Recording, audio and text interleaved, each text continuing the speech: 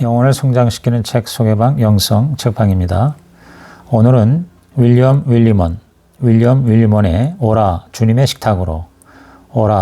식탁으로, 부제는 성찬에 참여하는 모든 이에게, 원 제목은 Sunday Dinner, The Lord's Supper and the Christian Life, 이런 제목의 책인데요.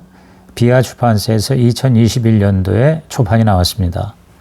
저자 소개는 책날개를 잠깐 읽어드립니다. 윌리엄 윌리먼은 1946년생 미국 감리교 신학자이자 목회자로서 에모리 대학에서 신학 박사학위를 받았고, 또 4년간 미국 조지아주에서 목회를 한 뒤 듀크 대학교 신학대학원에서 20년 동안 교수로 또 교목실장으로 활동했으며, 2004년 미국 연합감리교의 감독이 되어 8년간 북엘라바마연의 소속 감리교인들을 이끌었다.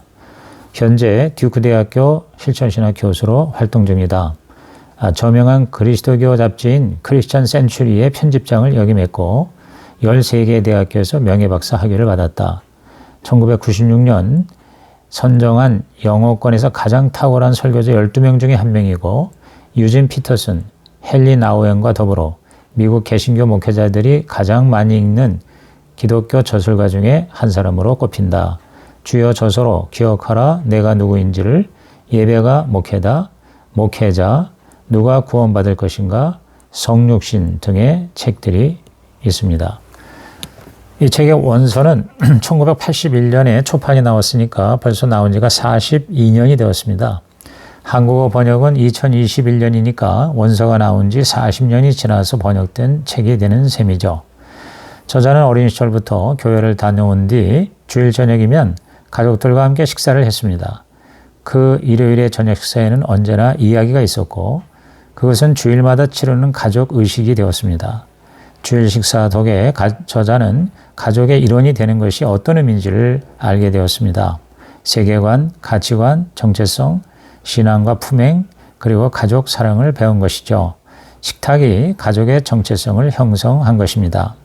마찬가지로 주님의 만찬, 즉 성찬에 참여하는 그 자리는 그리스도인으로서의 정체성을 형성하는 자리입니다. 그리스도인으로서 성장하는 자리죠. 그리스도인의 일상에서 식사는 너무나도 중요합니다. 예수와 제자들이 식탁에서 나눈 교제가 교회를 통해 이어지고 있고, 그 거룩한 식사를 주의 만찬, 로드스 서퍼라고 부릅니다. 혹은 다른 말로 거룩한 친교, 홀리 커뮤니언이라고도 하죠. 또 다른 표현, 감사 성찬례, 즉 유카리스트는 감사를 드린다는 에우카리스티아에서 유래되었습니다. 가톨릭에서는 이 주의 만찬을 미사라고도 부릅니다. 이 이름은 중세 교회에서 성찬을 마치고 난 뒤 세상으로 나가서 복음을 전하자는 의미로 알려졌습니다. 이 다양한 이름들은 식사가 지닌 다양한 모습을 말해줍니다. 또 각 이름은 성찬이 얼마나 풍요롭고도 다채로운 경험인지를 우리에게 알려줍니다. 그 다양한 면을 논의하는 것이 이 책의 주제입니다. 성찬을 포함한 모든 인간의 식사는 우리 주님이 우리와 함께 가까이 계심을 알려주는 행위라고 할 수가 있습니다. 그리스도의 복음은 일상의 식사가 새 언약의 성사, 거룩한 일이 되게 합니다. 1장 식사의 기억, 그들이 주님을 보고 먹고 마셨다. 출애굽기 24장 1절. 식사의 이야기는 그 자체가 식사의 일부입니다. 예수님이 식사할 때 제자들과 함께 이야기를 나누셨기에 우리도 이야기를 나눕니다. 그 이야기는 우리가 누구이며 왜 함께 밥을 먹는지, 그리고 식탁이 무엇을 예비하는지를 알려줍니다. 처음 만나는 사람도 밥을 먹다 보면 서먹했던 사이가 친구로 바뀝니다. 식사 중에 이야기 때문이죠. 우리가 어디서 왔고 어디에 있으며 어디로 가는지를 기억하게 하는 것입니다. 유대인은 유월절 식사를 하면서 구원의 사건을 이야기합니다. 과거의 구원이 현재의 시제로 재현되는 것이죠. 이야기하고 밥을 먹으면서 과거가 현재로 바뀌는 것입니다. 오늘의 성찬도 마찬가지입니다. 출애굽 사건에 적극적으로 참여하는 것입니다. 이스라엘에게 유월절 식사는 과거의 일을 기억하는 자리, 오늘 주님이 택한 백성이 되는 자리, 그리고 과거에 일어났던 일을 지금 여기서 재현하는 자리입니다. 성경은 사과 먹는 이야기에서 시작해 어린 양의 혼인잔치, 즉 잔치 음식을 먹는 자리 이야기로 마칩니다. 즉 음식은 주님이 베푸신 선물이며 식사는 그 자체로 성스러운 예식이라고 선언합니다. 유대인의 저녁 식탁의 기도는 주님은 위대하십니다. 그분은 선하십니다. 그러니 이 음식을 주신 그분께 감사드립시다 라는 내용을 담고 있습니다. 그래서 가족이 함께하는 식사는 신성한 것이 인간적인 것과 만나는 장소가 되고 성사 즉 세크라멘트가 됩니다. 평범한 식사와 사람들과의 대화는 모두 주님을 만나는 길이 되는 것입니다. 식사는 환대와 우정의 징표입니다. 낯선 이를 내밀한 집안의 저녁 식사로 초대하는 것은 축복의 통로입니다. 다윗은 그 유명한 시편 23편에서 내 원수들이 보는 앞에서 내게 잔치상을 차려주신다라고 고백했습니다. 사막에서 원수에게 쫓기던 유목민이 절박한 마음으로 야영제에 들어섰습니다. 숨을 헐떡이며 천막 안으로 들어가니 마침 식사 시간 중입니다. 천막 안의 사람들이 그 유목민에게 같이 밥을 먹게 했습니다. 그러는 사이 그를 쫓던 원수들도 야영제에 도착해서 천막문을 열었습니다. 그러나 그는 이미 식탁에 앉아 있었고 원수는 할 수 없이 그를 내버려 두고 돌아설 수밖에 없었습니다. 이처럼 근동 지방에서 누군가를 자신의 식탁에 앉게 하는 것을 그를 크게 환대하고 살리는 행위로 보았습니다. 그런 맥락에서 시편 기자가 노래한 것이죠. 이사야도 이스라엘 백성들뿐 아니라 이방인들도 주님의 초대를 받을 것이라고 예언했습니다. 그래서 목마른 자들 돈이 없어도 와서 먹으라는 것입니다. 메시아의 날에 모든 예언자가 알지 못하는 이방인까지 초대받을 것이라는 것입니다. 이처럼 식사는 그 자체로 특정 조약을 비준하는 일이 됩니다. 그래서 예수님은 다락방에서 제자들과 만찬을 하실 때 출애굽기 24장 8절의 말씀을 인용하셨습니다. 보라, 이것은 주께서 당신들에게 세우신 언약의 피다. 신의 산 언약에서 이스라엘은 여호와를 뵈며 먹고 마셨습니다. 이처럼 식사는 약속을 확정하는 사건입니다. 예레미야는 새 언약을 약속했습니다. 신의 산이 아닌 다락방에서 주님을 뵙고 먹고 마시게 된다는 약속입니다. 주님의 만찬에서 그 약속이 성취되었습니다. 그것은 자유, 감사, 기쁨, 우정, 언약의 확정을 보여줍니다. 예수님의 십자가 죽음은 그 언약이 인준되었음을 드러낸 사건이었습니다. 엠마오의 제자들은 부활하사 빵을 떼어주신 주님을 전했습니다. 부활하신 예수님은 이 땅에 계시는 동안 마지막까지 사람들과 함께했고 기뻐했고 사랑했고 같이 먹었습니다.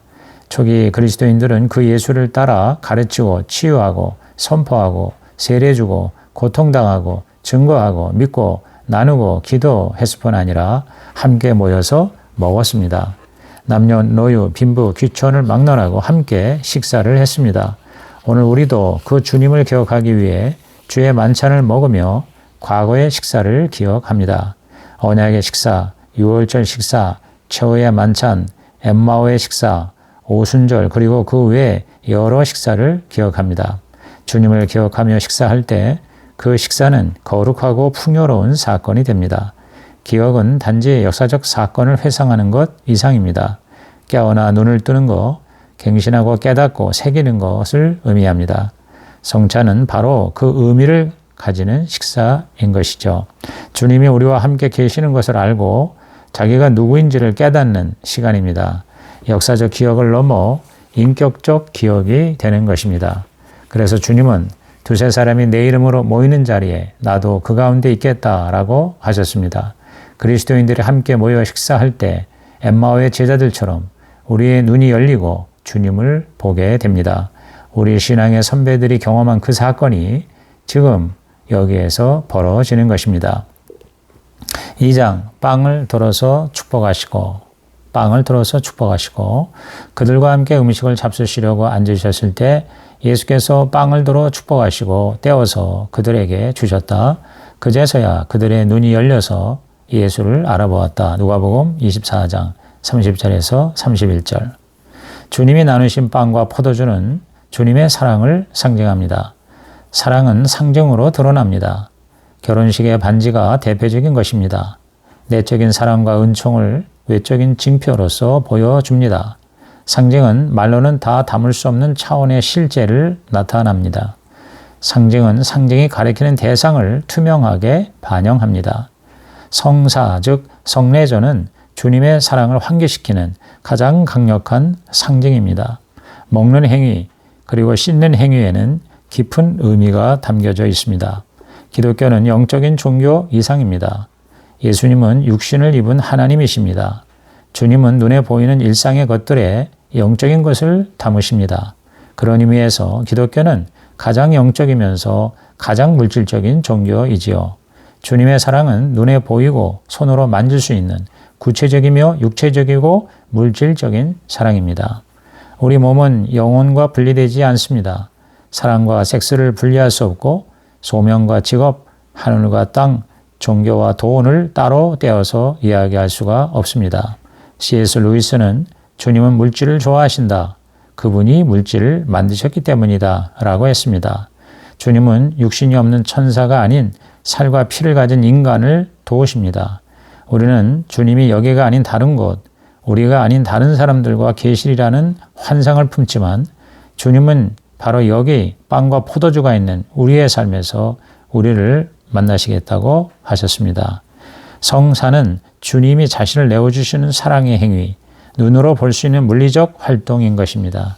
주님은 우리가 그분께 드릴 것이 없음을 아시고 자신을 우리에게 주십니다. 우리가 주님을 찾아내지 못함을 아시고 우리를 찾아오십니다. 빵을 먹어라, 포도주를 마셔라. 이것이 너희를 살게 할 것이다. 이것은 너희를 먹일 내 몸이고 나의 피다. 이것이 바로 자신을 내어주는 사랑입니다. 성찬은 주님의 사랑을 담은 선물입니다.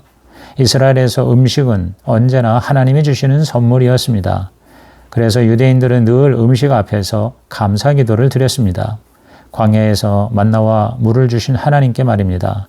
음식은 사랑의 영원한 징표입니다. 육신으로 오신 주님은 함께하는 식사를 통해 그분이 우리와 함께 하신다는 징표를 주셨습니다. 말로만 하지 말고 보여주세요. 이 같은 인류의 요청에 하늘 아버지는 그리스도를 주신 것입니다. 그리고 그리스도는 우리에게 자신을 내어 주셨습니다. 보라, 내가 세상 끝날까지 항상 너희와 함께 있으리라. 이 약속을 믿고 초대 교인들은 성찬을 대할 때마다 부활하신 주님이 그들 가운데 계신 것을 믿었습니다. 빵과 포도주가 물리적으로 예수님으로 변화되는 것이라고 믿지 않을지라도 우리는 성찬에서 주님이 우리와 함께 하심을 느낄 수 있습니다. 이것은 증명되는 것이 아니라 경험되는 것입니다. 칼빈이 말한 대로 이해하기보다 경험하는 것입니다. 기독교는 주의 만찬에 그리스도가 실제로 임한다는 사실을 믿는 종교입니다. 실제적 임재란 인격적 임재를 말합니다. 인격적 임재는 거룩한 식탁에서 거룩한 친교를 나누는 경험과 이어집니다. 그리스도는 언제 어디서나 임재하십니다. 그러나 특히 거룩한 친교를 맺는 가운데 친밀하게 임하십니다. 그 특별한 임재의 경험이 바로 성찬입니다. 곡식을 심은 들판, 제대에 놓인 빵, 아침 식사 중에 먹는 밥 한 그릇 등 이 모든 물질과 노동과 나눔 가운데 우리 주님이 계십니다. 성찬에 오른 빵은 이 모든 축복의 일부입니다. 이것은 너희를 위한 내 몸이라. 그렇게 우리는 축복을 받는 것입니다. 3장 잔치를 시작하다. 예수께서 이 첫 번 표징을 갈릴리 가나에서 행하여 자기의 영광을 드러내시니 그의 제자들이 그를 믿게 되었다. 요한복음 2장 11절.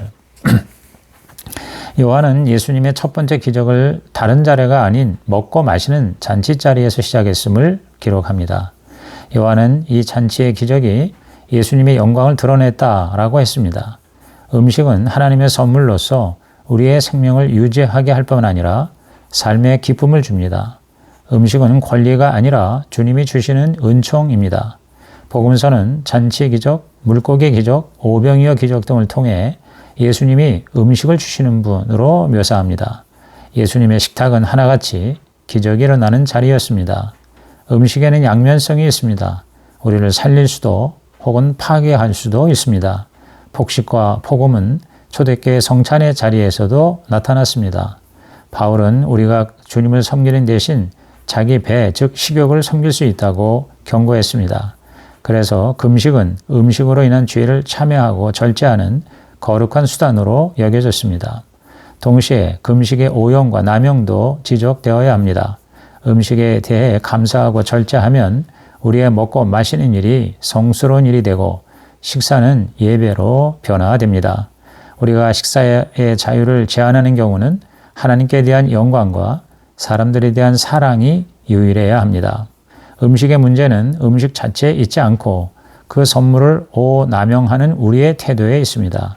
그것은 무엇을 먹고 마시느냐보다 어떻게 먹고 마시느냐의 문제입니다. 먹고 마시는 것은 화해와 평화, 부활과 생명, 감사와 기쁨, 축제와 소망의 징표입니다. 먹고 마심은 예수님의 나라가 이 세상에 임했다는 가시적인 징표가 되었습니다. 하지만 그 주님의 선물은 오남용될 수 있습니다. 우리의 이기심으로 인해 선물을 오용하고 남용함으로 음식이라는 선물을 누리지 못하고 고통을 겪는 사람들이 있습니다. 우리는 금식과 절제를 통해 그들을 살펴야 합니다. 예수님은 먹고 마시며 잔치를 벌이심으로 인생의 기쁨과 즐거움에 동의하십니다. 주님은 고통받고 아프고 배고픈 사람들을 초대하셔서 축제를 여십니다. 내가 생명의 빵이다. 내게로 오는 사람은 결코 줄이지 않을 것이요. 나를 믿는 사람은 다시는 목마르지 않을 것이다. 이것이 주님의 영광입니다. 주님의 영광은 그분의 가까이 다가오심에 있습니다. 결혼잔치에, 우리의 일상에 무엇을 먹고 마실지, 어떻게 술을 조절할지, 어떻게 체중을 관리할지, 어떻게 우리가 서로를 바라볼지를 고민하는 그곳에, 그 한복판에 몸을 입은 주님이 계십니다.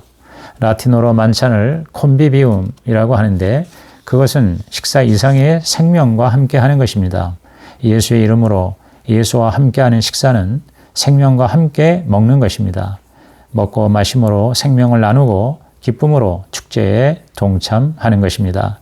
그래서 일상의 삶이 먹고 마시는 행위가 주님의 영광을 위한 행위가 될 수가 있습니다. 감사함과 기쁨으로 먹고 마시는 모든 일이 성찬이 되는 것입니다. 그렇게 함으로 우리 모두는 주님의 영광을 보게 되는 것입니다. 4장, 나 같은 죄인을 구원하시는 당신은 누구입니까? 나 같은 죄인을 구원하시는 당신은 누구입니까? 건강한 사람에게는 의사가 필요하지 않으나 병든 사람에게는 필요하다. 나는 의인을 부르러 온 것이 아니라 죄인을 불러서 회개시키러 왔다. 누가복음 5장 32절. 오스카 와일드는 식사를 함께하면 누구든 용서할 수 있다라고 했습니다. 식탁은 친밀하고 거룩하고 변혁적이며 신비로운 자리입니다. 예수님은 죄인들과 식사한다고 공격을 받으셨습니다. 세금쟁이 레위와 식사하실 때 바리새인들이 비난했습니다. 그때 예수님은 병든 자에게 의사가 필요하다고 하시면서 자신은 죄인을 부르러 왔다고 하셨습니다. 예수님은 바리새인과도 식사를 같이 하셨습니다. 그때 창녀 한 사람이 예수님께 나와 향유를 붓고 예수님의 발을 씻었습니다. 예수님은 몸을 파는 사람이든 세금 징수원이든 남자든 여자든 이방인이든 유대인이든 상관하거나 구별하지 않고 그가 누구이든 함께 식사를 하셨습니다. 복음잔치에는 죄인들이 앉아 있어야 합니다. 교인들만 주의 만찬에 있어야 하는 것은 큰 오해입니다. 성찬의 본래 목적은 연합과 환대, 공동체, 은총의 수용입니다.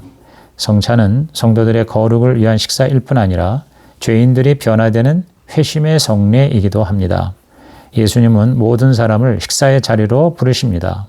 참가자의 유일한 조건은 부활하신 그리스도를 만나고자 하는 갈망뿐입니다. 웨슬리는 그 사실을 이렇게 노래했습니다. 오라 죄인들아 복음의 잔치로 모든 영혼아 예수의 손님이 되어라. 초대받지 못해 뒤에 남는 이는 없으니 주께서 모든 인류를 부르시네. 나 주께 보냄받아 당신을 부르네.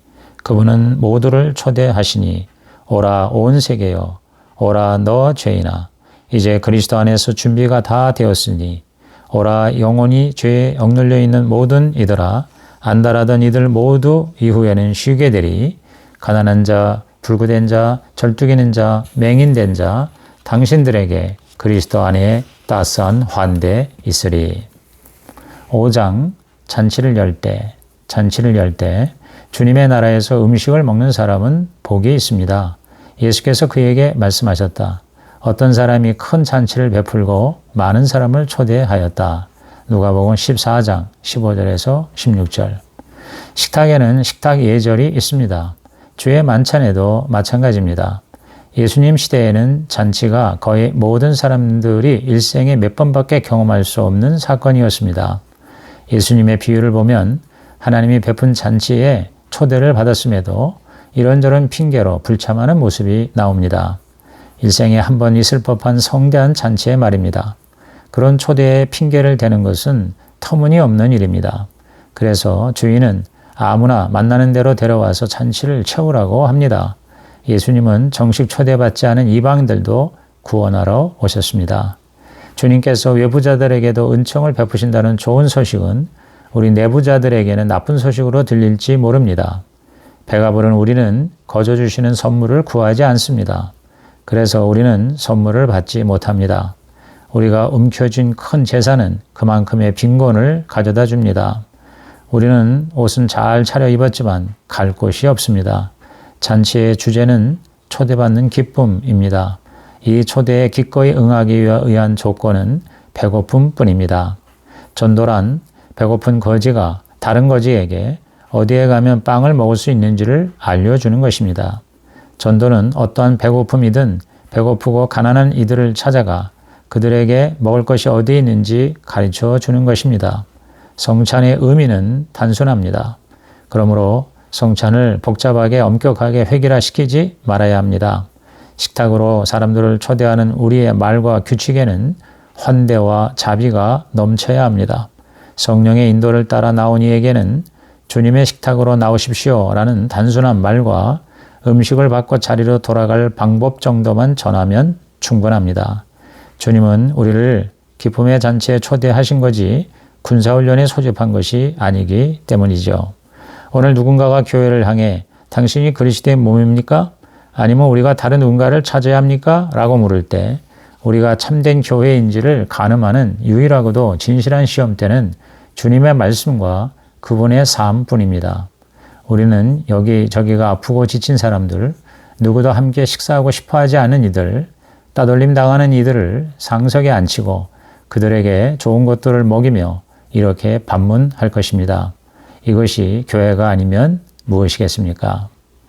그리고 날마다 한마음으로 성전에 열심히 모이고 집집이 돌아가면서 빵을 떼며 순전한 마음으로 기쁘게 음식을 먹고 주님을 찬양하였다.